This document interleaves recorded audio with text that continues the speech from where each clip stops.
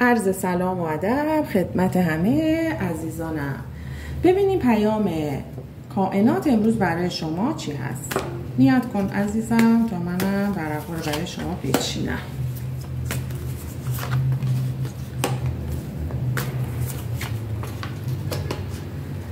خب یک سری روشن شدن ها، یعنی یک موضوعاتی که برای شما یه مقدار گنگ بوده، یه مقدار برای شما حالتی بوده که گیج و منگ بوده، نمیدونستی باید چه تصمیمی بگیری، برای شما روشن میشه. خب شخصی از گذشته اگر رفته دوباره با شما تماس میگیره، یک شروع جدید داری، حالا یا توی کارت یا توی حتی میتونه تحصیلی باشه، یعنی بخوای یه رشته تحصیلی رو شروع کنی یا اینکه رابطه. خب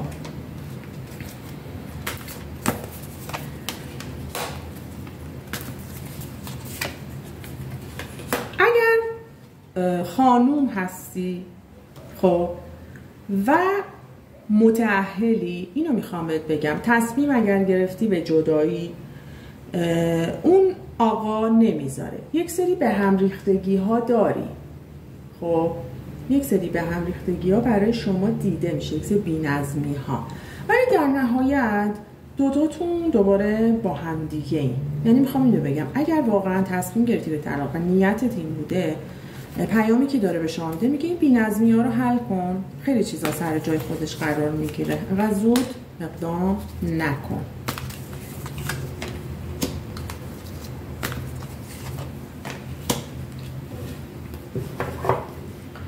چیزی که دارم میبینم اینجا برای خیلیاتون به این صورتی که میگه چی،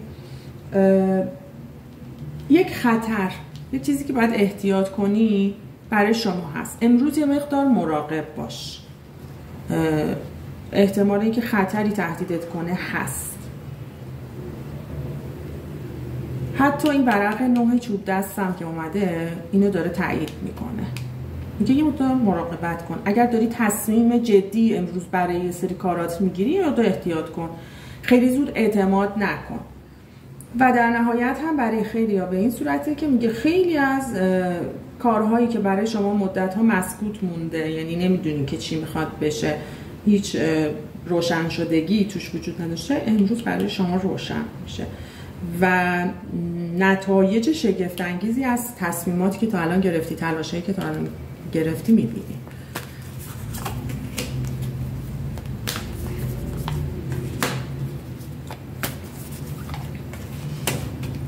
خب ببین، یک مسافرت برای یه سریتون افتاده، مسافرتی هستش که توش برای شما خیلی چیز جالبی رخ نمیده، حتی ممکنه با یه جمعی بری بهت خوشم نگذره،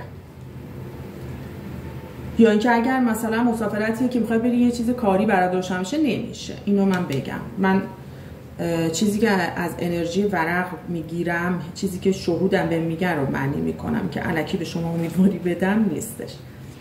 4 سکه به ما چی میگه؟ 4 سکه به ما میگه که شما یه چیزی رو مالک میشی، یعنی امروز برای شما مالک شدن یه موضوعی روشن میشه. حالا یا ملکی رو میخری، خونه رو میخری، ماشینی رو میخری، یک چی میگن معامله‌ای برای شما صورت میگیره.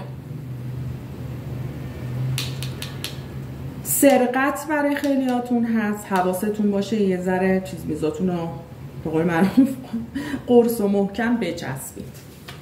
خب من ردیف آخر رو نگاه کنم.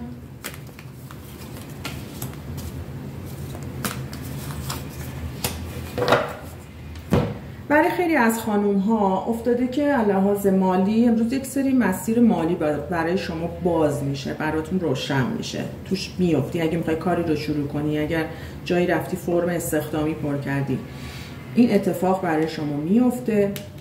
یه شخص فضولی کنار شما هست که یک سری از مسائل شما رو این ور اون ور واگو میکنه، یه ذره حواستون رو جمع کنید. خب و میتونه معنی اینم بده که شاید خوشحالی رو به دست میاری که جارش میزنی، یه مقدار صبر کن. چرخ اقبال برای شما معنیش به این صورته که یک خوش اقبالی، یک تغییر برای شما صورت میگیره. یعنی امروز یک سری از مسائل تقدیری شما روشن میشه. این پیام امروز کائنات به شما بود. امیدوارم که خوشتون اومده باشه. اگه دوست داشتی لایک کن، سابسکرایب کن. روز و روزگار همگی خوش.